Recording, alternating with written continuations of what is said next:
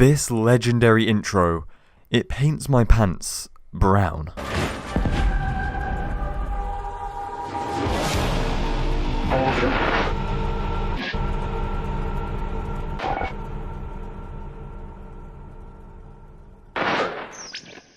This is the road to Black Ops 4. I'm not going to waste your time, make sure to subscribe. Now, World at War was a ball-busting game. Trust me, I know from experience. So yes, we are on the road to Black Ops 4 in the blink of an eye. Before we know it, we'll all be playing Black Ops 4, it'll be out and everything. So why don't we take a nostalgia trip 10 years into Treyarch's past, into the Black Ops universe past, to World at War.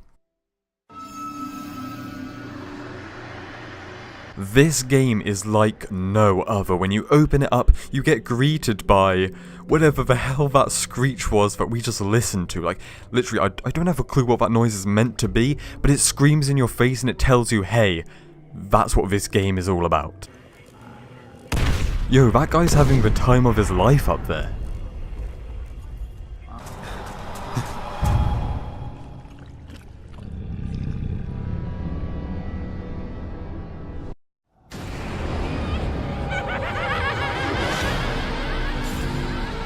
Let's start off with the most important part. World at War gave birth to a few dead lads.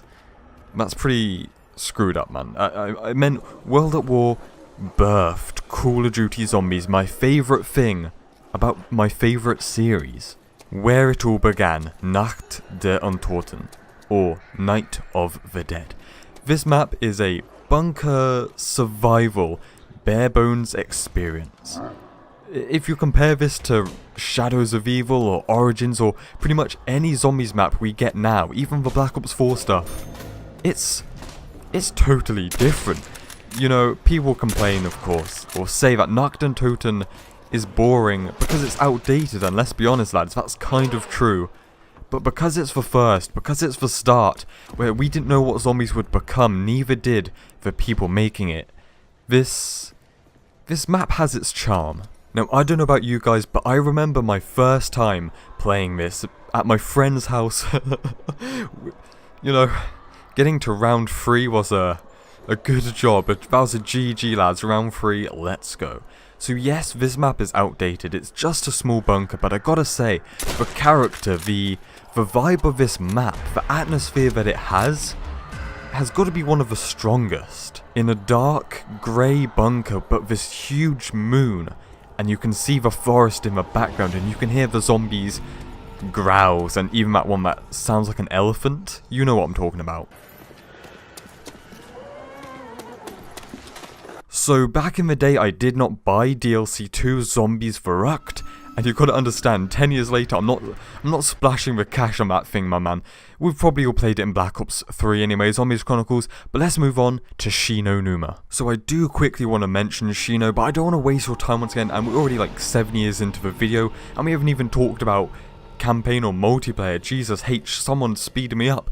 But yeah, Shino is kind of just Nacht der Untoten, but bigger, and now it's in a Japanese swamp, lads. Let's go.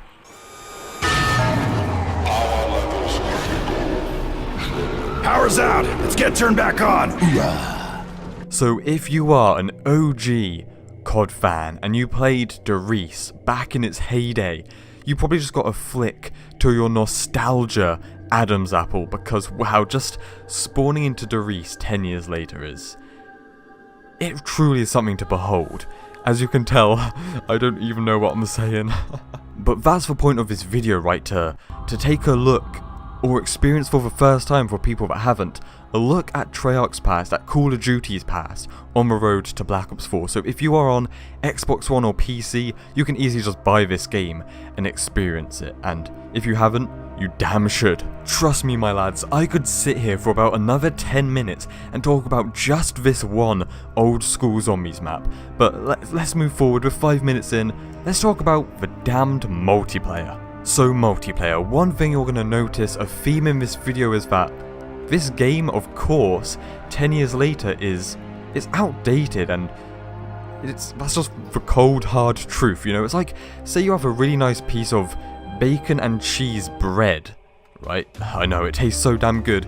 But then 10 years later, you open up the cupboard and that bread is now, it's like really damn moldy, man. Like, it's blue and that. So yes, it used to be good back in the day, but as time's gone on, it's not what it used to be, and that's the same for World at War, and I think especially for multiplayer, right? Multiplayer has evolved so much since then. I know people love to say COD's the same thing every year, but if you've played the Black Ops 4 beta, and then if you've also played World at War, the differences are, it doesn't seem like the same game series. Jesus Christ, I can't even speak. Now, quick side note, it's almost impossible for me to actually play online on my Xbox 360, and there's no bots, so I literally cannot get online gameplay, but we're gonna have to deal with that. So what I've got to say is, yes, this game is good. The multiplayer on World at War is solid, but outdated. Even just 1 year after this game came out, when Modern Warfare 2 released. Modern Warfare 2 evolved COD multiplayer so much, but just after 1 year, World at War was already outdated, and lads, another 9 years has passed, so it's safe to say it's a little bit stale, but the core of it is still amazing, right? What I want to say is, I was so hyped for World War 2, I don't even want to talk about COD World War 2, but if you took what World at War is, its character, its vibe, even its maps, right, what I will say is, its maps are not outdated, but if you take World at War, the basis of what it is, its multiplayer, then put it into what new CODs have, you know, if it has character customization, camos, more weapons, more streaks, challenges, events, all this new stuff that COD has, but on the basis of World at War, damn, that game would be so spicy, right? If that's what COD World War 2 was, just World at War but updated, then it would have been a huge hit. It's crazy to look at World at War and then compare it to Black Ops 4 or even Black Ops 3 and think it's the same game series, even the same game universe, made by the same people, because they're so insanely different. And I think for multiplayer, that's all I have to say. Now, moving on to campaign, I know not much people really care, so I'm not going to spend too much time on it, but the cutscenes for this game has like real war footage, and I'm going to tell you, this game was kick-ass and it didn't care what you thought. This game, the cutscenes literally shows 2 real people dying. I'm obviously not going to show that, but literally you see 2, if you're playing this game. It's crazy to think that. If you play this game's campaign, you're literally going to see 2 people literally dying. On a lighter note, much earlier in this video we talked about how COD World at War is like no other Call of Duty, and we talked about that weird screech on the menu, we talked about the vibe, the character of this game, and the campaign, even the multiplayer. I didn't touch on it when we talked about the multiplayer, but this whole vibe of the game is carried out through all modes, and campaign, it just, the way it shows itself, the way it depicts World War II, for just what this game is done really well. And I just kind of wish COD World War 2 had done this. I know this is supposed to be a Road to Black Ops 4 video, but it does kind of fit in COD World War 2 with just how badly I think that game presents World War 2 compared to World at War. And I think that's just for Treyarch magic.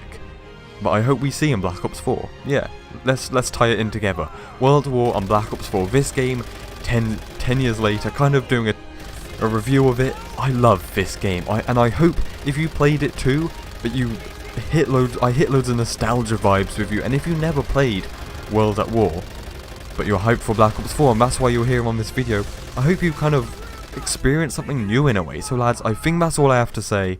Stay spicy, and I'll see you in the next one.